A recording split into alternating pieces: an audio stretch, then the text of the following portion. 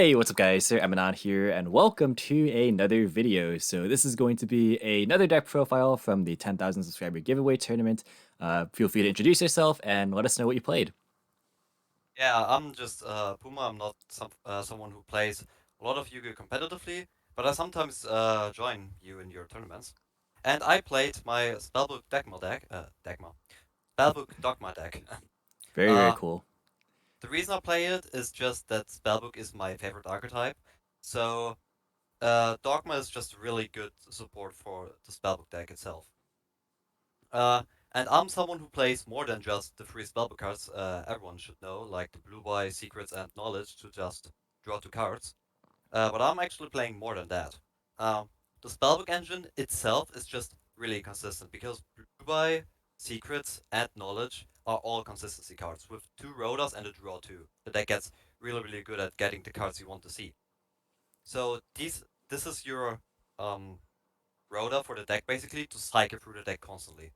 And I'll maybe have to say what the other spellbook does, because there's Spellbook of the Master, for example, which, if you control Spellcaster, you reveal a spellbook in your hand and target one engrave to copy that effect, basically.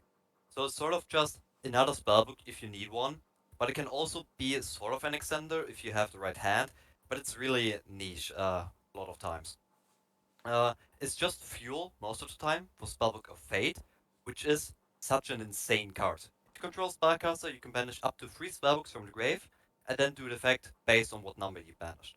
On 1 banish, you return a set spell trap. On 2, it's Book of Moon, Book of Taiyu, and 3, you just banish a card your opponent controls. And with the current format, it's not that you need a whole lot of negates, just like in older formats, for example.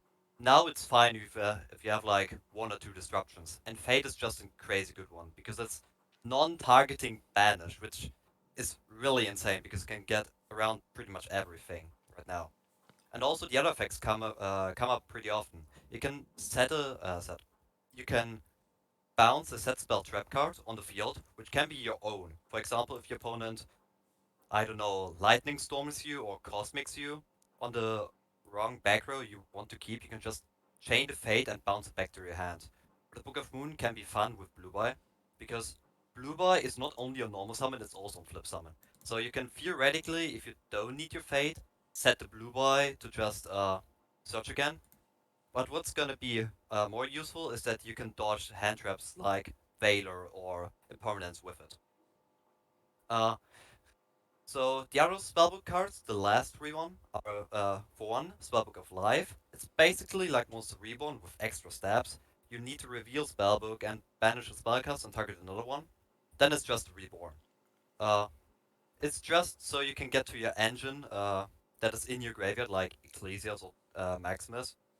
But it can also act as an extender if you need to go for the access code line.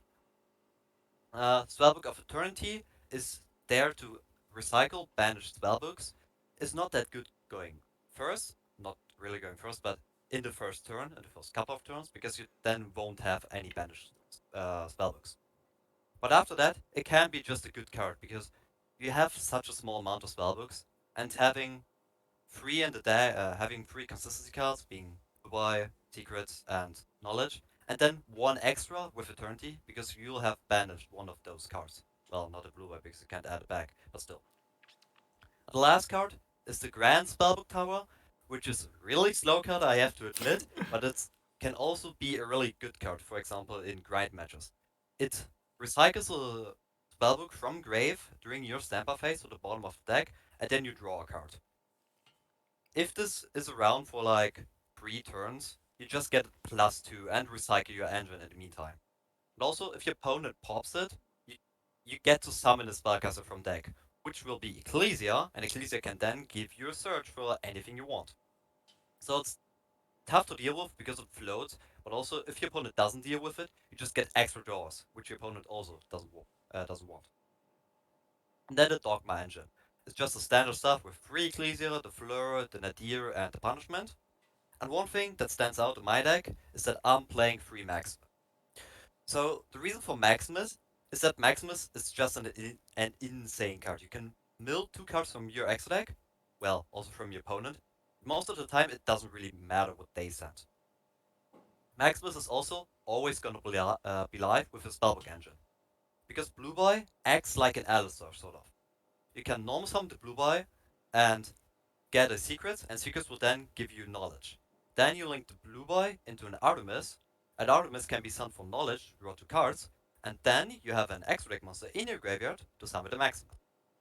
So Maximus is not that bricky. It might be bricky. So but though I never feel like I need Secure Gardner and Armorage in my deck.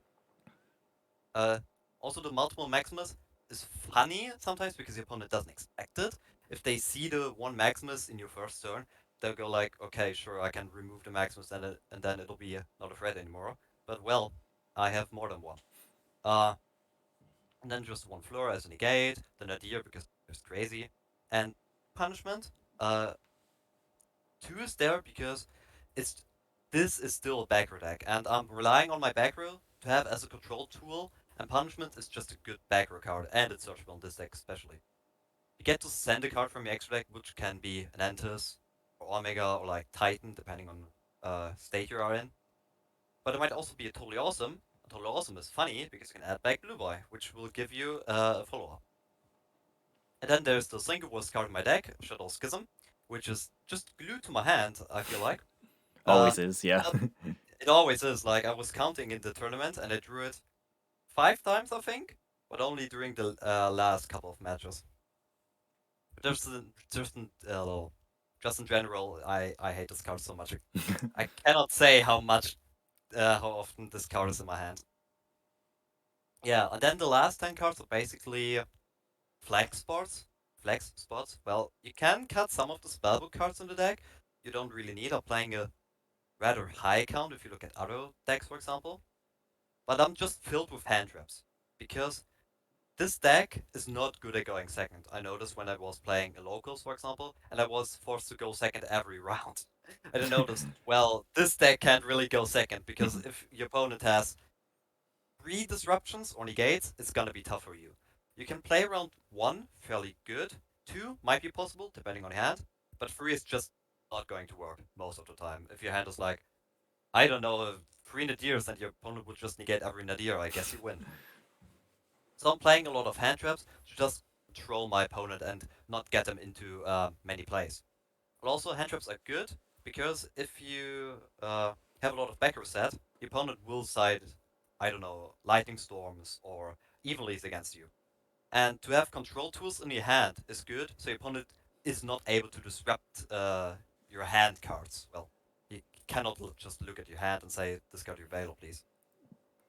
Also, Veiler is a funny card because it's a spellcaster monster, and you can theoretically summon it to go into Spellbook, not Spellbook Place, into Crowley or Artemis if you need to. This doesn't come up often, but it can also turn up your Spellbook of Life to reborn something. Ash is just a good hand trap, and the Providence is good going first, as well as going second, if you turn Druid, for example. And then there's the Cold by the Grave, because I fear Drone Lockbird. I was blessed to not get trolled in the tournament at all, and also Imperial Ordered, which was really good and really fortunate for me. But yeah, just hand trapping this deck does hurt sometimes. Then there's one final card I was not talking about in the main deck, and this is Trick Clown. Trick Clown is the relic of Artemis being announced, because you can normal summon Trick Clown, link it into Artemis, reborn Trick Clown, and then you go into Crowley to get a random spellbook. I don't know why it only searches random spellbook, but God knows. So, the Trick Clown is just there to go into Crowley very, very easily, and it can also turn up your Maximus or your Dogma Place in general. The reason why I play it at 1 is because it's not a good normal summon. It gives you a random search, which is still useful, but not as great as, for example, having a Blue Boy. And playing more normal summons than 3, or, well, depending on your hand, you have to normal summon Ecclesia, is not really good for this deck, especially. So, then going to the extra deck, I'm playing 2 Artemis, because Artemis is just it's not a good card, I have to say, it's just a vanilla monster. The only good thing about it is that it only needs 1 spellcaster monster, and it is a spellcaster itself. That's the only reason why I play Artemis. I'll be playing Secure Gardner and Almirage over this thing if they were spellcasters at some point. Artemis being a spellcaster is important because you can send it with knowledge, and you can also just go into your other plays, for example, into Crowley if needed. Then the two Crowley does come up. Um, what you can do, for example, if you were just playing your deck, doing your first turn combo, you will have Dogma cards often on the field, Fleur and Ecclesia as well as Maximus, and you can just link two of them off to go into Crowley to get into your spellbook engine again. And you can only, for example, Maximus, send Toad, and add back Blue Boy, so you have a full spellbook setup again. Because if you have spellbook plays, you will need a second spellbook in hand, no matter how you're gonna play it, because you'll need one to reveal, for example, with the Live or with Master. Then there's Liner. Liner is a good card in general. It lets you go into Selene more easier. And just in general, it might come up in the mirror match. I haven't played a mirror match yet, but it's just back in the day with Summoner Grade and Hita. You can just deal the opponent's Gazelle, or in this case Ecclesia or Maximus, depending on what your opponent plays, or have in their graveyard. And you can use the effect if you don't choose to go into Selene. What also might come up is the search effect. It came up for me twice in playing this deck, but it's still a niche effect that might come up if you only have spellbooks, or I don't know, you had to know some Valor, I don't know. At least there is this possibility to search Ecclesia. Selene? Selene oftentimes will be just used to go into access code, but it's also funny card because you can grind with it. This is spell books, and spell cards are just good in general. So there will be a lot of spell cards, and Slee will get 9 spell counters, I'll say. And then you can special summon repeatedly monsters from graveyard, being Ecclesias for searches or Maximus, and Maximus has a big booty, so your opponent won't be able to go over it. Then the Access Code, because Access Code is a good card with Selene especially, and this deck has a problem of finishing off games. That has been the old Spellbook problem. You just play Spellbook Beatdown with Blue Boy punching for 500 every turn and jogging for 200, I guess. But now, with this real card in Gold Rare, you can attack for 50, 300, I think, and then just smack your opponent with that and the floor. And the rest of the extra deck is just Maximus targets to send. Omega is a DD Crow, is able to bin the opponent's TP, so they have to summon Dasher and not get the TP back, or other stuff that you don't want in your opponent's graveyard, for example, PK cards that come to mind. Toad is just to add back Blue Boy, because why wouldn't you? It's also played in Necros decks, because why wouldn't you? Two Anders to have removal. Removal is good, this deck kinda needs it sometimes. And then the best card in the deck, one of the best cards, Alshador Winder, being able to shut the opponent down. Any special summoning? Well, they can summon once. Have fun. Uh, Winder is just a new Jaugen, kind of. For example, if Spellbook of Judgment would be coming back, I doubt it. But let's say it will come back. I don't know how to use that. Anyways, if Judgment was around, I'll I wouldn't be playing Joung. Because Winder is just the same as Joung, but I'm not forced to play this Joung break because Judgment can only summon from deck. Winder is the same. If you have removal and Winder, your opponent won't be able to get over it. People complain about Winder in Evoke decks and they don't have really a removal. They have Hcabe as a negate, but if you summon, I don't know, Alpha, you'll just be able to swing over it. I guess there's Alistar, but still, having 1 or 2 disruptions and Winder up is game in almost any case. Then the other 2 Shadow cards to just get to your Schism or recycle the Schism.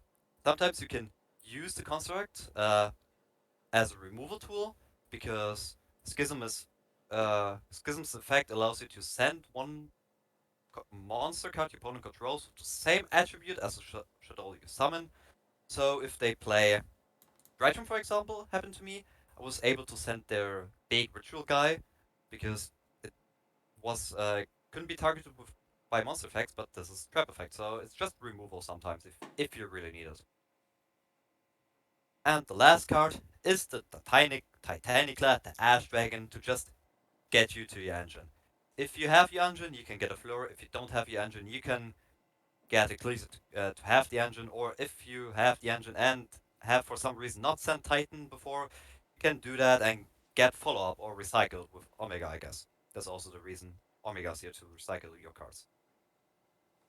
The side deck, the first couple of cards are all set. The Cover Duster is just a good card against backrow decks. This deck in general has a good backrow matchup because your cards give you so much value. You have a repeated draw 2 with Smoke of Knowledge. Power gets you a card every turn. Nadir is a +1 every time.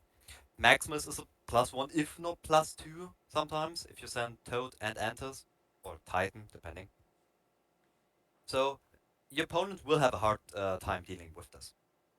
The Lightning Storm, just a general good going second card, as well as TTT. I sometimes silent the TTT for going first if I know I'm playing against a hand trap heavy deck, for example like Sword Souls. If they hand trap me, which I'm gonna expect, I'll be siding 2 to 3 TTTs and then be able to look at their hand, because if they play hand trap heavy deck, that means they have a small engine count, so I can, I don't know, bin back their Moye so they don't have any plays left. The Free Judgments. Free Judgment is one I see the argument to not play. I, for my part, think it's worth, because I want to protect my window. If my opponent dewaits Droplet or Dark Ruler or what do I know, Chalice is now below this format, I can change Judgment and ensure that you will have your window if they Twin Twister or Cosmic Cyclone your Schism. Pretty evenly matched. The last 5 cards are the ones that were last minute including. I was playing other cards, for example, I maybe should have sided Drone Dogbird. I guess it didn't matter because I still topped.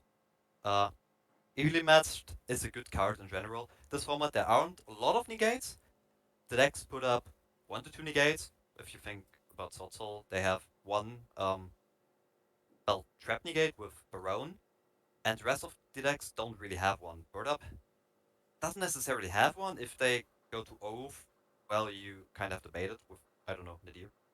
Or if they have their best endboard, you can scoop anyway, so it doesn't matter.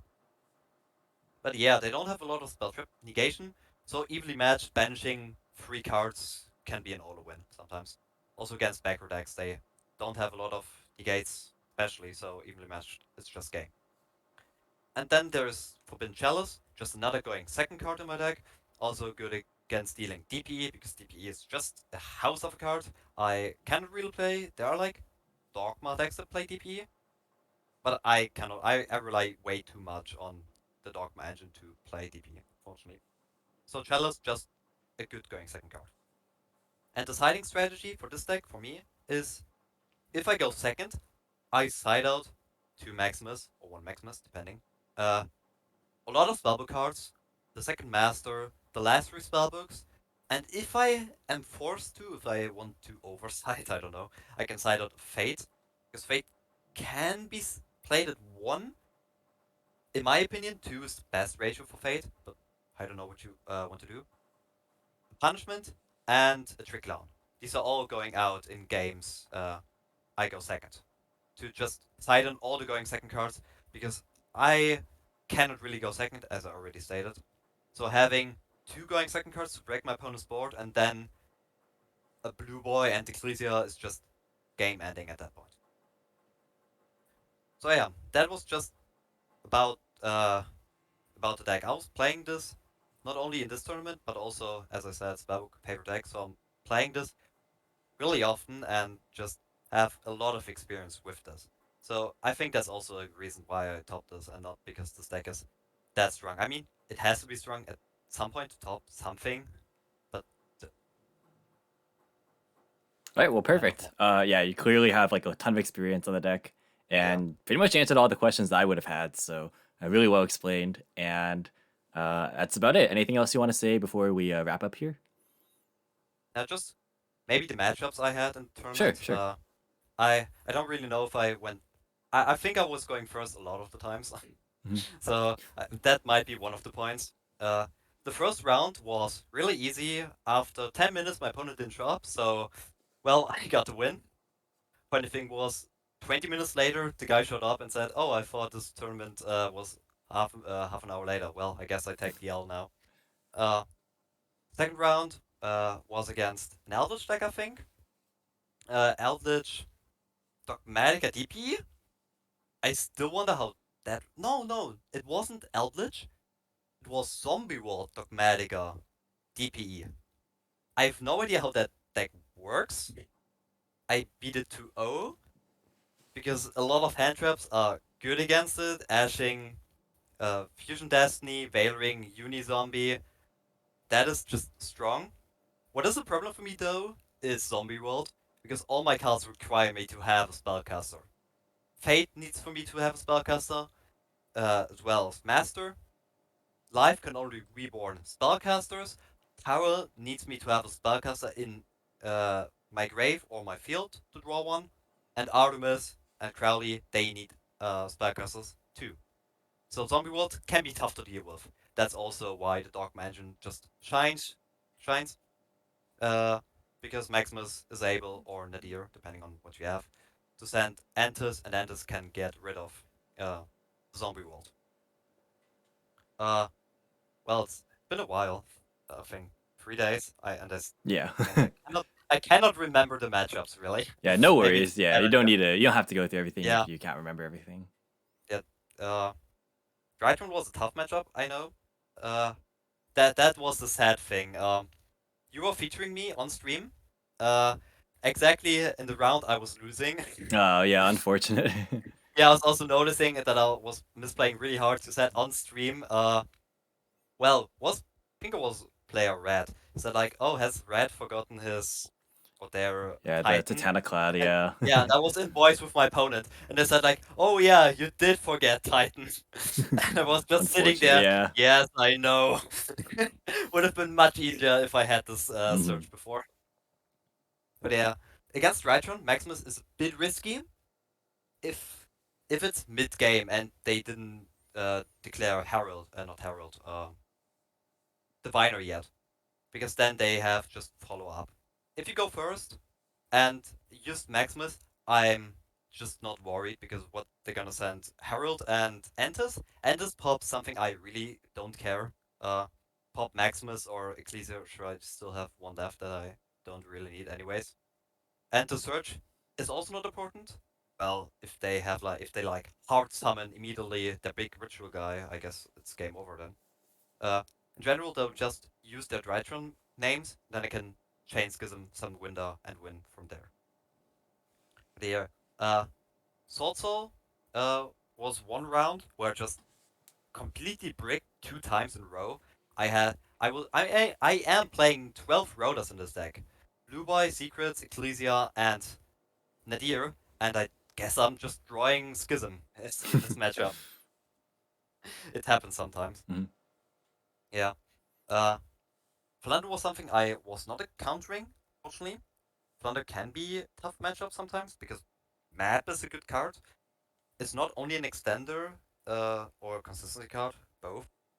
It also lets you normal summon during your opponent's turn if your opponent normal summons. And I have to normal summon to get into any place with Blue Boy or Ecclesia. So they can just go into Apex Avian or what's the other card? Riser, bin my normal summon, and then have a problem. Or Apex just negate.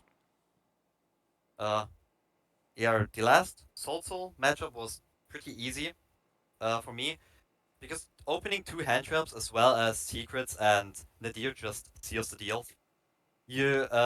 I ashed Emergence, Veilered the one Soul they normaled. I can't remember which one it was. And then they just had to pass from there. And they didn't open any hand traps, so I was just able to go free on what I wanted to do, and that was enough for them. Going to the next game was just the same. They had a board, but I drew a lot of going second cards, which is my strategy. What was funny was top 16. Well, the one match I played.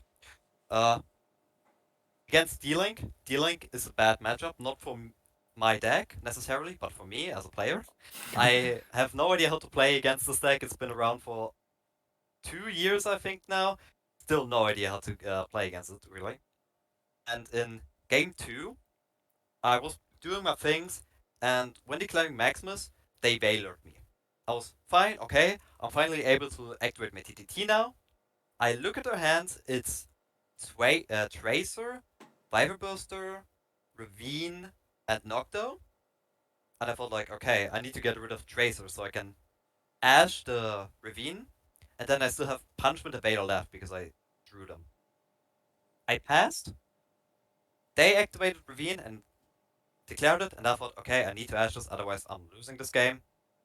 Well, the card they drew for turn Was it Gamma? Yes, exactly. Yep. Thing you cannot get around. And they chained Gamma, they were able to go into Chaos Ruler, as well as get the Tracer Search, and I was just losing from there, because 2 interruptions doesn't do it against this deck sometimes. Well, 3 interruptions. That Gamma, unfortunately. So I was kicked out of there right before any pricing, so you still need to pay my salary. I was joking with my opponent before the match, like, oh, I'm playing here 8 hours, by the way, I need to get a good salary from Emanon. Yeah, well, it's how it is sometimes, unfortunately, but yeah. Yeah, it happens. I still top with this deck, and I cannot be more proud because I was just playing for funsies in this tournament, not expecting anything. So it makes me happy to see going places with this deck in any form. Yeah, well, you did really, really well. Congratulations again on top 16. And do you have anything else before we wrap up here? Nope, not really. All right, well, thank you all so much for watching this video, and until next time, I will catch you in the next one. See you guys.